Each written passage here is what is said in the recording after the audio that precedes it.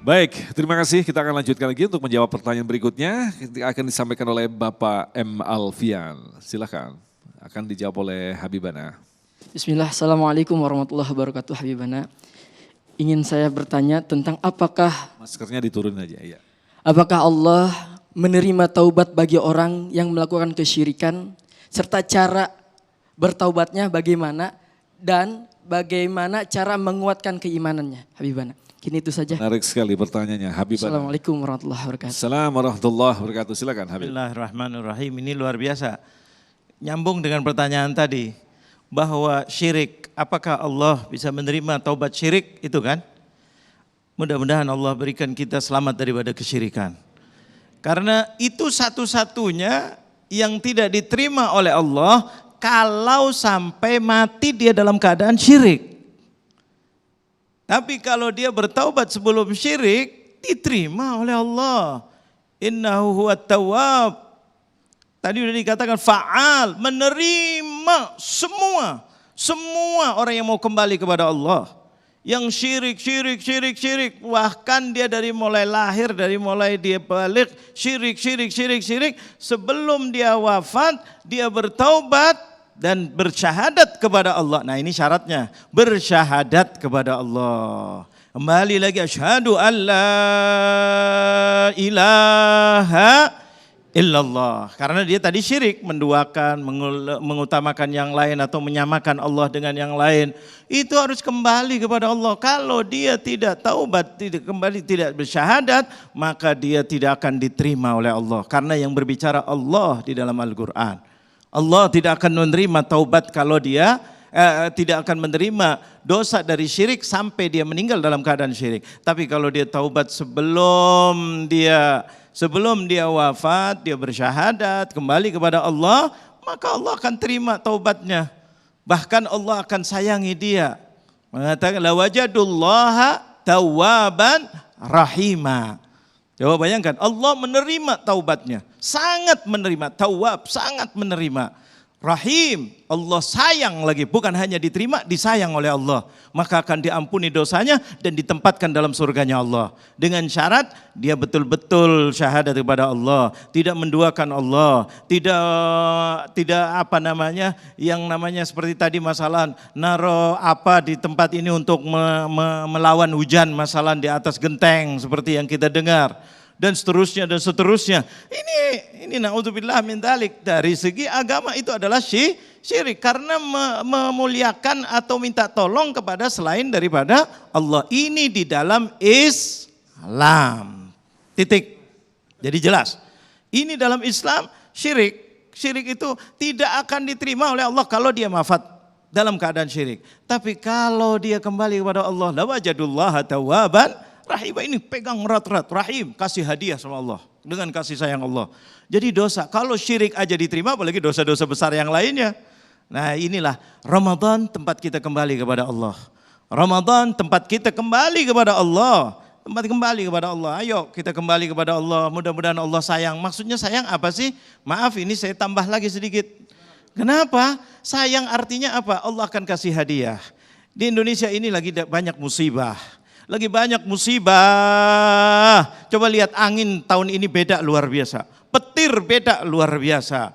Belum lagi longsor, belum lagi bencana-bencana lain. Selain pandemi, selain ekonomi, selain utang yang begitu numpuknya luar biasa. Ngeri kita. Kita bagaimana ini? Ayo kita kembali kepada Allah. Mudah-mudahan Allah turunkan keberkahan dari langit. Diberkahi rizkinya, Indonesianya tambah kaya, keberkahan, insya Allah kita saling sayang menyayang, utang cepat dibayar, gempa-gempa tidak ada lagi dan seterusnya. Karena ini janji Allah. Kalau seandainya bertakwa kepada Allah, Allah akan berikan barakatin minas sama keberkahan daripada langit. Semua masalah keamanan sekarang banyak begal-begal. Kenapa ini? Karena itu sekarang musibah kemiskinan, musibah ini semuanya terus menerus. Ini mudah-mudahan Allah berkahi. Ayo kita kembali di dalam bulan Ramadan ini, mumpung masih di awal Ramadan. Ayo kembali kepada Allah Jalla Jalaluh. Satu sama lain ajak, hidupkan masjidnya, ajak orang sholat tarawih, berdoa, kunut dan seterusnya. Minta minta kepada siapa lagi kalau bukan kepada Allah. Kita bangsa Indonesia yang berpancasila, yang mana di situ adalah sila pertama adalah ketuhanan yang Maha Esa. Ada Tuhan, ada Allah bagi orang Islam. Kembali minta kepada Allah. Mudah-mudahan Indonesia dijadikan Indonesia yang berkah dan barokah. Amin, Insya Allah. amin ya Allah ya Rabbal Alamin. Baik, selanjutnya kami persilakan kepada Hansa. Bismillahirrahmanirrahim. Assalamualaikum warahmatullahi wabarakatuh. Seperti yang tadi sudah disampaikan oleh Ustadz dan juga Habibana bahwa bulan Ramadan adalah bulannya pengampunan. Pertanyaan saya, adakah kiat-kiat yang bisa kita lakukan agar taubat kita bisa diterima sepenuhnya dan bagaimana cara untuk menjaga keistiqomahan setelah kita bertaubat? Mohon penjelasannya Ustadz. Wassalamualaikum warahmatullahi wabarakatuh. Salam, kiat-kiat agar tobat kita diterima dan bagaimanakah menjaga istiqomah kita dalam bertobat, Ustaz? Terima kasih, mohon izin Habib. Allahumma salli ala Sayyidina Muhammad wa ala ali Sayyidina Muhammad. Saya kira sudah dibahas sebenarnya tadi oleh Habib. Ketika dosa itu terkait kepada Allah, yang pertama an-nadam, menyesal, tumbuhkan penyesalan. Yang kedua al-istighfar, memohon ampun. Yang ketiga berkomitmen untuk tidak mengulangi dosa yang sama. 3, begitu dosa itu terkait dengan manusia maka ditambah yang satu lagi yaitu mengembalikan haknya. Tidak kembali menzolimi dirinya, menzolimi orang lain itu. Ketika ini sudah dilakukan, insya Allah catatan-catatan ini, tips-tips ini sebenarnya treatment yang diberikan oleh para ulama kita. An-nadam wal istighfar, berjanji tidak mengulangi lagi. Lalu kemudian mengembalikan hak orang lain. Itulah cara kita untuk bertaubat. Tapi lebih sulit daripada taubat adalah istiqomah pasca taubat. Istiqomah itu adalah ritual yang paling sulit. Istiqomah. Ada yang lebih sulit? Enggak ada. Sepertinya istiqomah lebih sulit. Anda bisa syukur? Bisa syukur. Bisa istiqomah bersyukur? Belum tentu. Anda bisa ikhlas? Bisa ikhlas. Bisa istiqomah untuk ikhlas? Belum tentu. Masuk ke Masjid Al-Ikhlas bisa jadi bisa. Iya kan? Tapi istiqomah untuk ikhlas belum tentu. Istiqomah itu amal yang paling sulit. Bagaimana cara untuk istiqomah? Mohonlah kepada Allah. Allah yang punya qalbu kita ini. Ya muqallibal qulub, tsabbit qalbi ala dinik. Tetapkan langkah qalbu saya untuk diperuntukkan, tidak ada tujuan kecuali agama ini. Mintalah kepada Allah, Rabbana la tuzigh qulubana ba'da idh hadaitana wa hab lana min ladunka rahmah innaka antal wahhab. Biar istiqomah apa yang sudah hidayah Allah berikan dan jangan sampai kita berpaling dari hidayah. Pilih teman yang tepat tadi tuh. Apalagi murni niatnya bertaubat, sebab kalau tidak murni ada gangguan, dia gampang labil. Yang keempat tadarrujan, bertahap, jangan sekaligus. Saya pengen taubat, berubah 100%. Nanti capek. Ya, saya taubat, dia tahajud 20 rakaat. Sholat subuh ketinggalan jam 9 baru bangun. Kenapa jam 9 bangun? Baru taubat tadi malam. Maka perlu tadarrujan, perlu bertahap. Dimulai dari hal yang kecil-kecil, tutup aurat pelan-pelan. Tidak perlu sekaligus yang kemudian tuh memberatkan, terlalu berat. Bagi orang yang, mungkin bagi kita yang ngaji itu mudah. Tapi bagi yang bertaubat itu lain ceritanya.